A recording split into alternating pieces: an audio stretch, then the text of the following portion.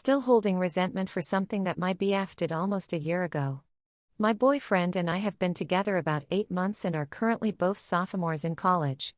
He is part of a fraternity that gets every freshman at the end of spring semester to shave their heads in support of charity. This isn't mandated, but the people who don't do it are typically ostracized.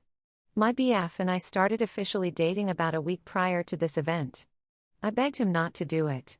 I said I'd support him either way but asked him not to and was satisfied when he assured me he wouldn't since it meant a lot to me. The day of I went to the event expecting to see him but he had skipped, so I texted him and he came.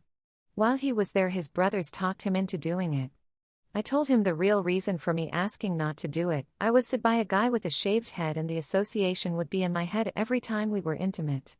I cried my eyes out asking him not to but he decided to do it anyway, posting videos of him shaving his head and laughing on Snapchat. I left the event because I couldn't bring myself to watch. I couldn't talk to him for a few days after and apparently he was petrified I'd leave him. We ended up talking it out and I said I would forgive him. And I have. Mostly. But in the weeks after it felt like I was with a stranger. When we were intimate I'd have anxiety attacks so strong sometimes I'd throw up after. I never told him this because the decision was irreversible and I didn't want him to feel bad.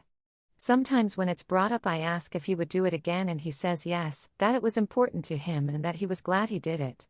I'm happy for him but even though it's been months sometimes I still cry about how he disregarded how I felt so easily. He's been perfect ever since and I know it's silly to hold on to this resentment but I just get so angry when I remember how I felt and how he did that. And I wish I could make it go away but I just don't know how. Please don't tell me to leave him. He's a good guy and I want to spend my life with him. I just wish this wasn't a thing.